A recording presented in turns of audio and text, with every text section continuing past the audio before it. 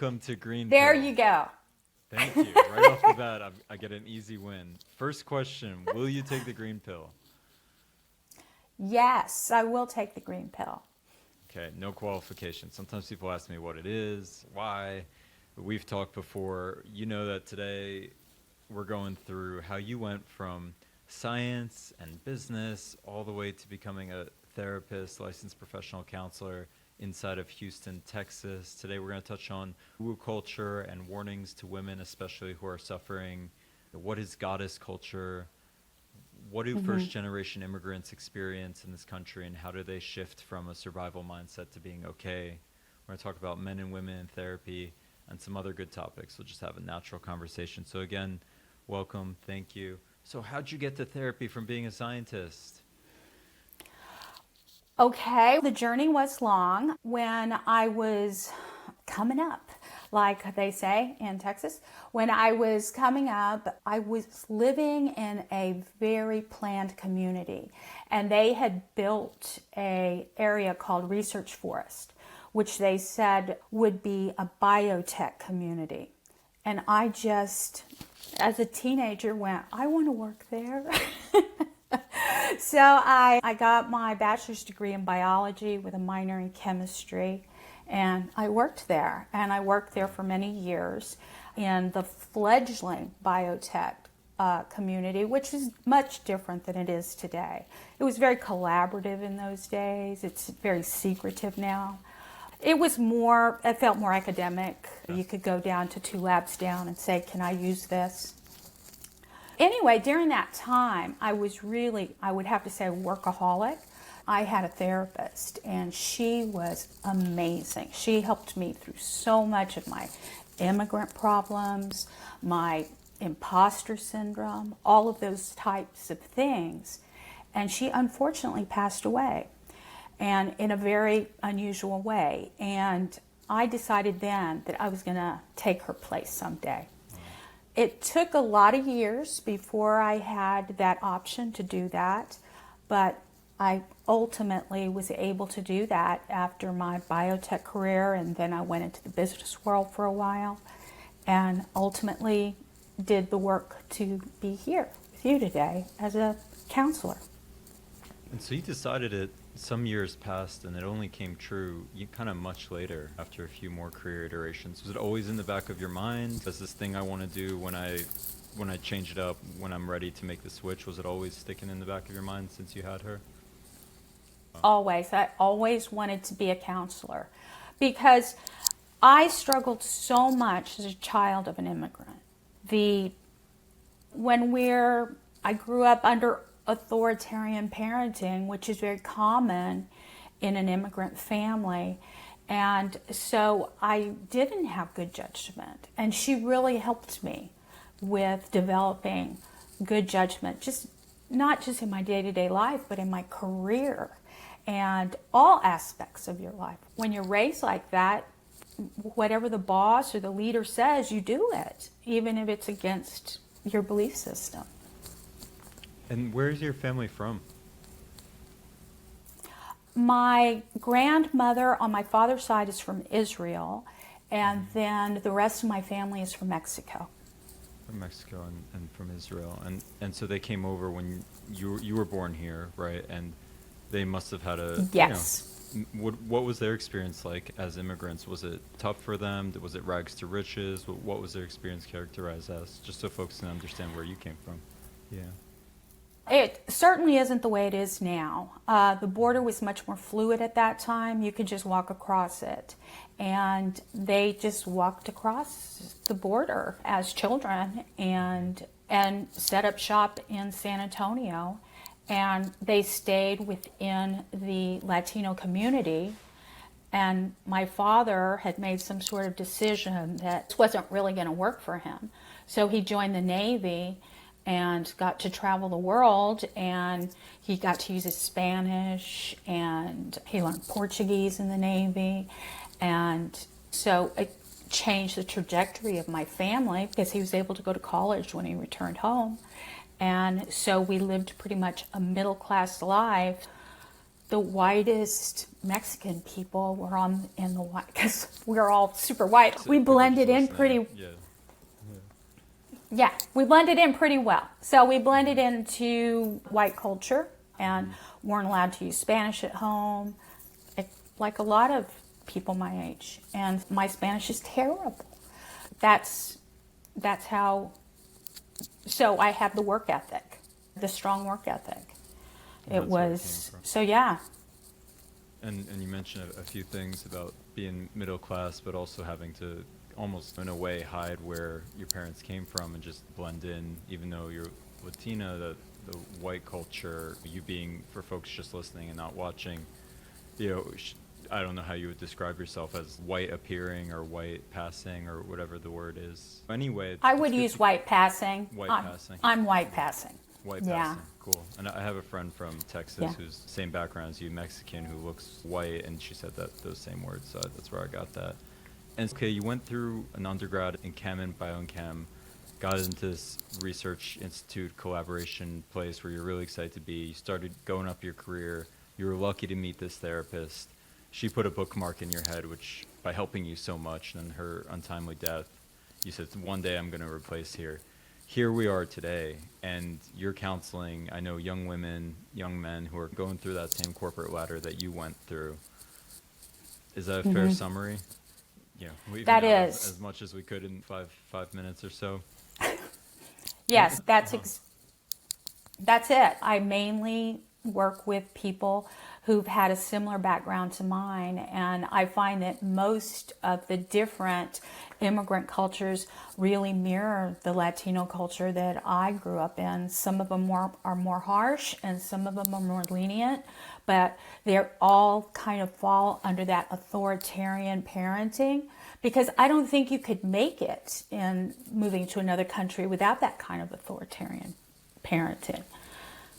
And what does that stem from? Of course, the political, the nature of the political system where folks came from, and it sounds like you're also hinting on something about making it when you arrive. And what's that about, and how does that relate to an authoritarian parenting style?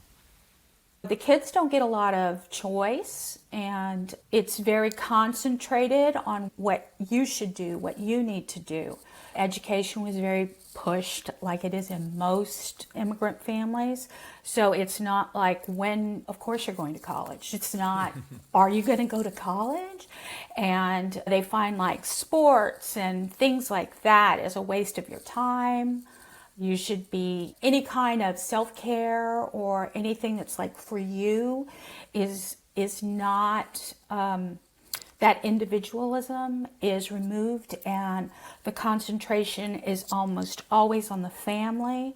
So like when we had one of my father's brothers come, he lived with us with his whole family in a 3-bedroom house with 1 bathroom for like months, because we were trying to help them get on their feet.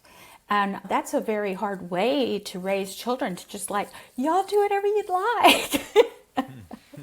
It's like we all got up at the same time. We all went and did the thing at the same time. Went to work with Dad often, and that sort of thing.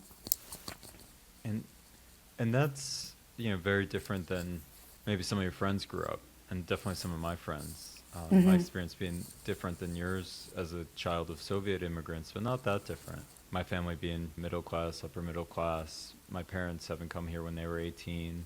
So not that different of a story. For some reason, their parents were so authoritarian because their parents came with them. So if my dad was 18, his parents were in their 50s or so, and they were very, I'll say, loving and strict, right? And you got to do things this way, all for the family. We all got to save every penny. This is how things are done. Education. He graduated, I think, #1 in his class in engineering, and got a job at IBM, and my grandma still repeatedly tells me that story. It was remarkable how much he was earning relative to his father when he was about 22, only a few years after coming here.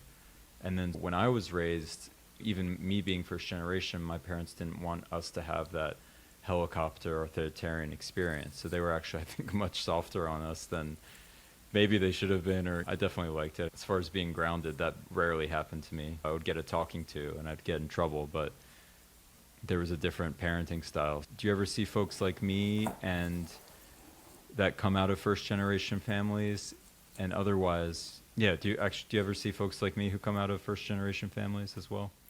Yeah, there's a really broad spectrum. And I think of my childhood as being pretty authoritarian, but I see clients whose parents are far more up in their business. Can we just say up in their business? Yeah, And say they're it, already, say it.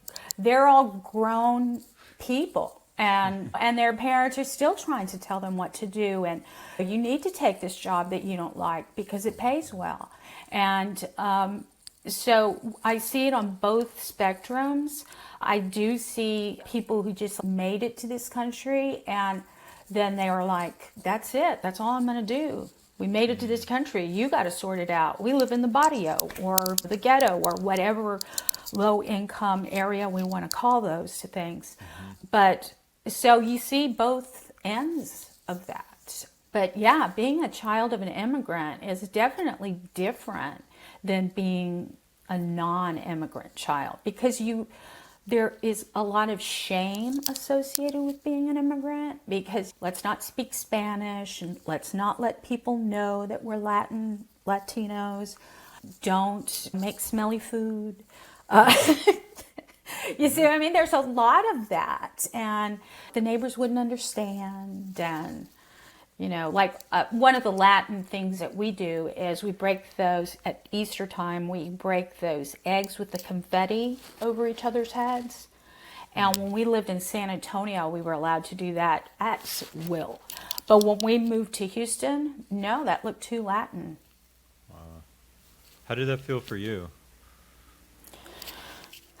It felt like something was taken from me. That was one of my favorite parts of Easter is running around the yard, breaking those eggs on each other's heads. And that was removed because that was too Latin for Houston. It was okay in San Antonio, though. Yeah, I see the difference of some Texas dynamics, which folks Yeah. might be privy to. And with your clients, how do you think about reasserting, how do you help them reassert themselves, regain their agency, either from their parents or from their parents who exist in their head? How do you walk them through that? How do you start? How does it usually go?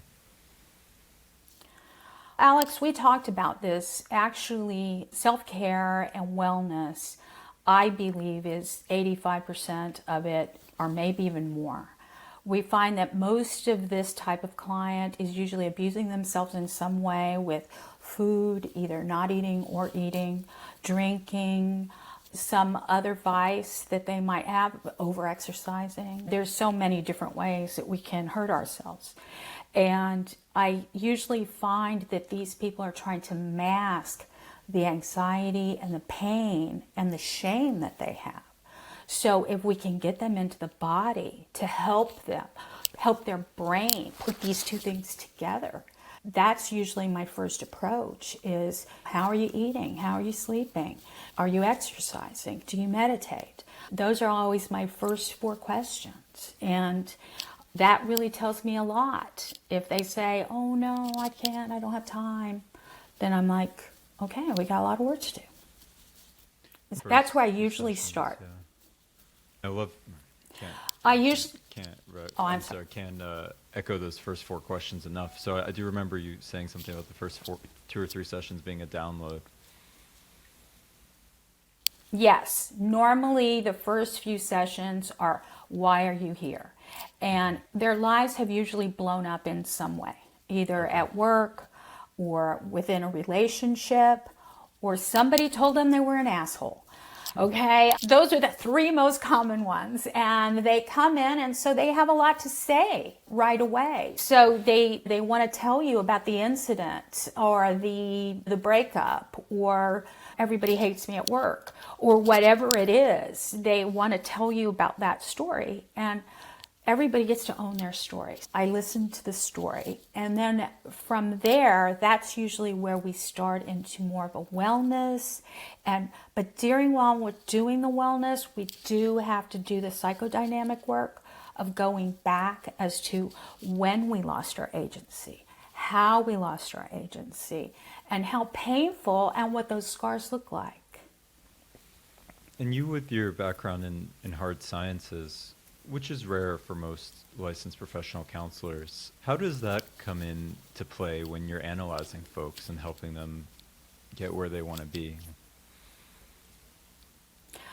I only use efficacious techniques. I do not use techniques that I just pulled out of my rear end. I don't do that. I know that there's a lot of counselors out there that do use techniques that don't have efficacy. I only use techniques that have efficacy. I also do not like to use the popular books because most of them are not well referenced. One of them that's super popular right now was written by a minister who only saw a few couples and made a whole book about it. And everybody seems to think that's because it's in a book. And there's absolutely nothing associated with it other than this man's opinion. And I want to see at minimum metadata associated with any technique I use. Even metadata is kind of questionable. And I need to see something. I'm not just going to... I know talk therapy works. And one of the papers that I read right before I graduated, which was super important to me, was I was nervous as a new counselor. And the paper literally said, the technique is minor in contrast to the intention and the actual genuineness of the therapist. So that's what I try to concentrate on. And then I use those techniques that I know have been proven scientifically to help people. And with that paper and kind of with your focus on wellness overall, as efficacious, right? As if we're not getting a baseline of sleep, yes, of decent food, some movement, meditation, or at least mindfulness practice, then we're probably not giving ourselves a fighting chance against depression and anxiety. And that quote you might have heard from me is at the bottom of every of my emails that I send.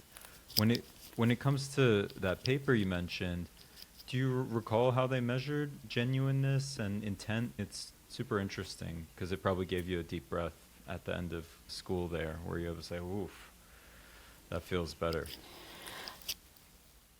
I think that the way, as I recall this paper, they used the responses of the people who were being counseled, whether or not they believed the counselor was really interested in them and cared about them and gave them a scale as to whether or not they felt like the counselor was truly invested. And the people who said that they were more invested had less anxiety and depression than the people who said, I didn't feel like the counselor was very invested, even though they're using the same techniques. Same techniques, but the intent felt different. And that makes sense to measure that.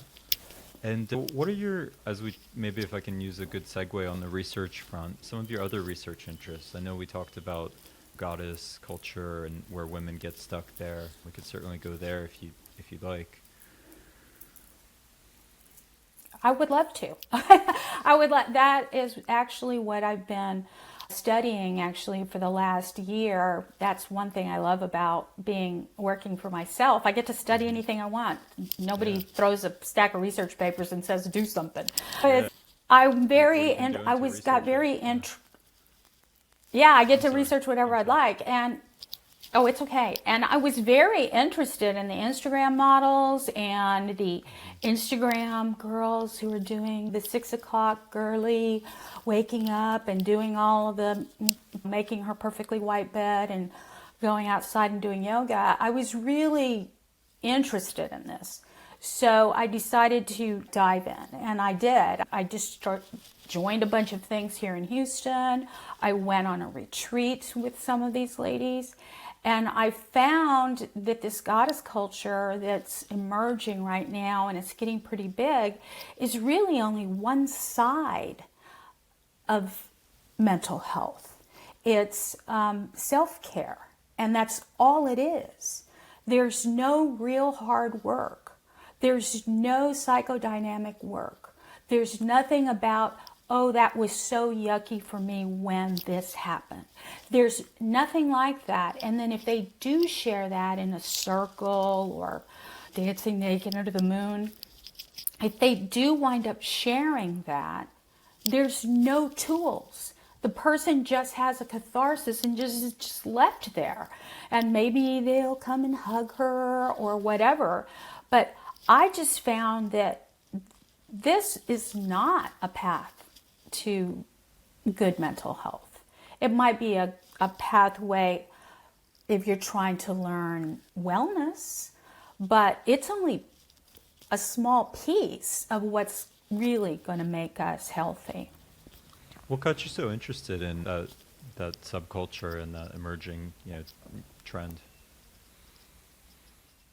When I was doing my time in psychodynamic work as a client, not as a therapist, I read a book and I listened to some tapes by Clarissa Pinkola Estes called Women Who Run with the Wolves. And it was about women's enlightenment. And like we all do, we try to go back to something that healed us before, even though we're completely different people now. And now we have a different awareness, but we always go back to those things. And I went back to those readings and those tapes. And that's what got me interested in the woo culture, because this was Clarissa's work embodied, I thought. It was like they are dancing under the moon. It's not a fantasy of getting your girlfriends together to dance under the moon. And I thought, this is what Clarissa was talking about. That is what got me interested. But then I found that it was only part of the piece, that it was not Clarissa. Really, she was a Jungian psychologist. I believe she's still alive. She's a Jungian psychologist. And so psychodynamic work is the basis of the work of a Jungian analyst. So the fact that these women are using just the fun piece and not the hard work, I think that it's disingenuous. And I think that a lot of women wind up feeling empty and think nothing will heal me. And thanks, makes sense, by the way. Thanks for listing. That totally makes sense, the split between the self-care part, the wellness, the early wake-ups, the making your bed, the yoga, the stretching, the eat. That stuff's great, and I think it's probably a positive side of social media in some ways. That message gets spread more. Now, the CDC data is another thing, so who knows whether it's changing or not. But it seems like this influencer culture of well-being, although you do sometimes see the influencers themselves have a catharsis on social media, crying or a upset or this happens, that happens, but it's probably not enough focus on that. And then the other side of it, which you touched on earlier, is this pop psychology, which is probably not thorough enough for people to, again, do the work. Yeah. And that gap that you're touching on, and I think you're considering or in the process of putting together some notes on a book for this gap that you're hitting on, how do we solve it, both as a society and when you work with young women yourself? And I know you shared a bit of this with me. I think that one of the big pieces here is that we lost a lot of community after COVID. And we were so lucky that now we can create our own community. We no longer have to go to that bar where we watch the game every week or whatever. We no longer have that. We now get to choose. I don't like to do that. I rather listen to the game or whatever, right? So we now have these choices. And this is the part that people are struggling with. They want community, but they don't want to show up and do the work. I find that really disheartening when your girlfriend or best friend, male friend, whomever it is, they call out the emotional SOS and you don't even reply. And then the next day you say, oh, I was feeling low and I was in bed eating sushi. When you need your friend to show up, what makes you think they're going to show up? A lot of this has to do with accountability. If we really want to build community where we're actually supported, we have to show up for each other. And that is a piece that's missing, as well as letting people say pretty much anything and say, oh, she's living her truth. If she's hurting other people, she's not living her truth. But if she's, acting out under the moonlight, hold her drink for her. This part isn't quite gelled in this community and in our current wellness culture. The fact that we have to show up for each other. We're still very much Americans with individualism and think that we don't need them. I have a good girlfriend. This is what I hear. Okay, I know. I do a lot of Pam. I have a girlfriend. And she is just so amazing. And I'm like, how often do you see her? Oh, she lives in Canada. Just because y'all are texting, you have created a fantasy of who you think your girlfriend is. This is not genuine. This is what you think. Really, the only way we can communicate is with each other in real time, in real life. And I think that a lot of people are able to do their work from home. They think, I can do community from home. And I just don't think that's realistic. We're humans. We want to hang out. We want to make connections. We want to be seen. We want our lives to be witnessed.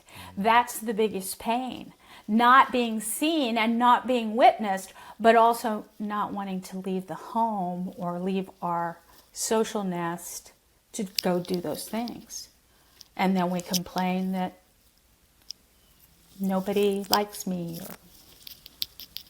It's tough because the social media, it sounds like, almost gives people almost a platform where they feel witnessed and they have community. But when you drill down, for example, in the anecdote you gave, is it really community, or is it just an avatar of someone who you want to be your best friend? And so I think social media leaves us lacking for that witnessing, that community. But it also disables us from going outside our house because we lose our social skills, and we also spend an inordinate amount of time on it, is the other thing. And how do you counsel folks to get out into their local, let's say you move to San Francisco or Houston, and you're a young woman or man, 25, 30 years old, and you're not in a partnership, so you're single, you don't have a ton of friends in a new city. What do you counsel to folks to get in touch with their local communities, young folks? I usually, if they are runners or bikers or hikers, join a group.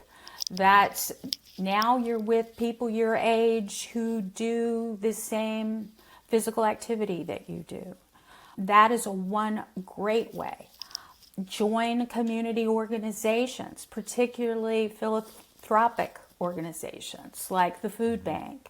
And there you're going to meet other like-minded people doing the same volunteer work that you're doing. So there's plenty of ways that we can present outside of our homes to find people that we bond with, and it doesn't always have to be at a bar. And yeah, there's no time after a yoga class to chit chat, but go to the coffee house next to the yoga place and invite someone for coffee. And it's just not that hard, but most people won't do that. Most people won't go, hey, do you want to go have a smoothie after this?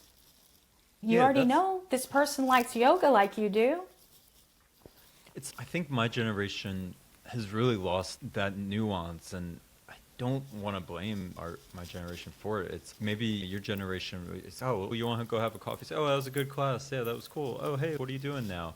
I think that might be more natural. And then, because I have a lot of friends dealing with this loneliness, like new city, they'll do the philanthropic thing, they'll do maybe a bit of sports or yoga, but they can't convert. It's like their closing rate is really low. They'll go hang out with a friend once and they'll get rejected, and they'll feel rejected.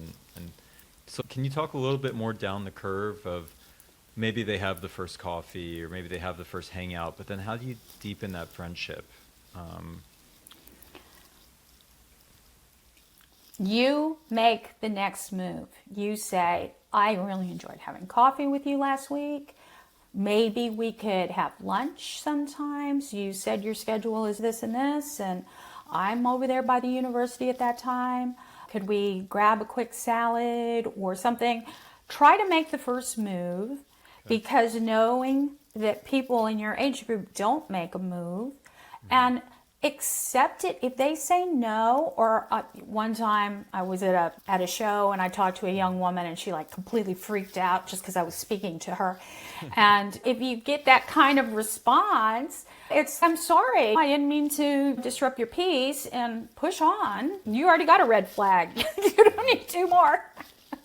Do you see what I mean? There are going to be people like that don't take it personally. You're just trying to make friends. They have rejected you based on nothing. If you can keep that in mind, that these people have rejected me for no reason, then you're already a better person, because you at least made the effort and they didn't. But yeah, those are two places that you can meet people. Bars are still good. I'm not saying bars aren't good, but try to go during like happy hour times in business districts. That's going to make a huge difference. Where if you go, like I live in Houston and there's a whole big street filled with college bars. Don't go there. You're not going to meet anybody there. That's not where you're going to meet a friend. But if you go to a happy hour directly after work on Thursday or Fridays, when these things usually happen, yeah, your chances are much better, right? And maybe you'll meet someone, grab somebody from your office to force them to come with you and say, yeah, let's go see if we can meet some people. And don't have the intention that you're looking for a partner. Don't have that intention. Go in with the intention of whatever happens, and whatever happens is okay. But when we give ourselves the intention of doing something like, oh, I'm going to meet my best friend, you're not going to meet your best friend. There's just no way. You need to just go with the intention of this is what it is, and let's just accept it the way it happens. And if you meet no one, but you had a delicious margarita, celebrate the delicious margarita. Mm-hmm. Keep your expectations low is one of the big ones. And no, just keep your expectations open, not low, open. Thank you. I'm glad you said that and didn't keep it in your head for folks listening. Man, I have to segue, and then as we get to the end here, one more segue is dating culture, right? Because it's the same question. I know.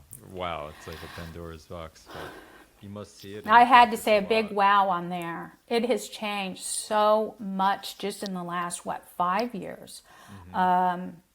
The dating culture is just literally, I've had clients tell me they're getting ready to go on a date and they're looking at the app for the next date. And they haven't even been on this date yet. Mm-hmm. They're on their way. I think one thing that's super important, just like we talked about creating the fantasy of who you think someone is, don't text them for 50 years. Just don't do it, because you're just going to be so depressed when you meet them, because they won't be the things that you created in your head. Meet them quickly. Are they qualified? When I say are they qualified, are they emotionally available? Are they actually available? Are they tricking you and they're really married, or that sort of thing? Qualify them. Does this person, do they have a home? Do they seem to have any kind of history? And you know this. I know this is nothing new to you. People will go out on dates because they created the fantasy in their head, and then they find out, oh, this person was an addict, or this person is almost homeless. Then they wouldn't qualify for what you're looking for. So definitely qualify people. Qualify them. And then, all right, this is pretty controversial. I think I don't know what to say. Yeah, go. I personally think that dating on the apps is a numbers game. If you know it takes 10 contacts to get one good person to date, then you need to do the math. Okay, so if I want to date 2 qualified people per month, that means I have to go through whatever that number is. So if it's 10, qualify them quickly and eliminate them quickly. and then only keep the ones, because half of them are going to be that person that I just told you about, that's swiping on the way to the date. You're disposable to them. And half of them are, I bet it might even be more than half, but half of them will think of you as disposable. They can find another one tomorrow. They're not invested in trying to figure out who you are. So you definitely want to do that work. That's upfront work. A lot of people don't want that. They enjoy the dopamine hit of, look at all these people that like me, rather than doing the work. I'm not cutting that. We're going to keep it. That's great advice. People should hear it. And yeah, maybe that's my background in sales and entrepreneurship talking, but I think you're right. I mean, if it's 20 to get to 2, then let's do 20 and stop bitching about it. Exactly. That's exactly. It is, if we look at it analytically, that's what it is. If you know you have to go through 10 to find one, then, and you only want to try to date one person a month. Oh, and the other thing, this is another controversial thing. People that take themselves off the market. They're in their 20s, they met somebody, and they think, oh, this one is so great. Or, this one is so great. Okay, boy or girl. Okay, and this one is so great. So they select this person and take themselves off the market for 3 months to 6 years. That is a little controversial. So you're saying people keep their eyes open kind of thing, as long as you're not exclusive? Or is it... I think that people become exclusive too quickly. I see. Don't give it away like that. And I see men give it away as well as women. They're like, oh, I found him or her, and they don't date anybody else. Now you're off the market for 8 months, and who knows who you could have met in those 8 months. And the red flags were being thrown at you, and you just kept going thinking, oh, we'll get back to that moment when we first met. No, you're not going to get back to the moment when you first met. And then you finally break it off 6 to 8 months and start the whole process over again. Where if you hadn't made that person exclusive, you would have been dating 2 or 3 people at that time, and then you could go, okay, I think that I prefer someone who has a business acumen more closer to mine. Or I think I prefer someone who is a little calmer than I am. Now we get to make decisions and choices. But the way people do it right now, it's like, this person is my Prince Charming or my Cinderella. She's perfect in every way. No, that's never going to happen for you, for none of us. That's just not reality. So dispassionately, again, taking a bit of the emotion out of it early on, because you want to have a good outcome and not just get the quick dopamine hit of a new relationship either, right? Exactly. And that's the thing. Most people are addicted to that new relation dopamine hit, and they just keep doing it, and then they say, I can't find a partner. Oof. They know where to find you, huh? That I hope, because we're going to tell them where to find you. And first, Jen, I want to say thank you. This has been outstanding, totally home run. You know, what I expected. I mean, I expected it to be really good, but then we didn't speak for 2 weeks, and then I got reminded. So thank you. This was awesome. Any last message you want to leave people with as we finish up here? Yeah, I want to tell everybody that they're okay, and they're going to be okay. And no matter, it's going to be okay. Things, you are going to process through the pain of your life. And if you do it purposefully, it won't be as bad as you think it's going to be. But postponing it isn't going to help you. Boom. I love it. I'm glad. It's encouraging and also real and direct, as I've gotten to know you. You are. And thank you again. htxtherapist.com is where you can find Janet. That will be linked in the show notes, also on LinkedIn and Psychology Today. So thank you so much for coming on Greenpill. Oh, Alex, thank you so much. You're an amazing guy. Really appreciate you. Thank you. It means a lot. Thank you.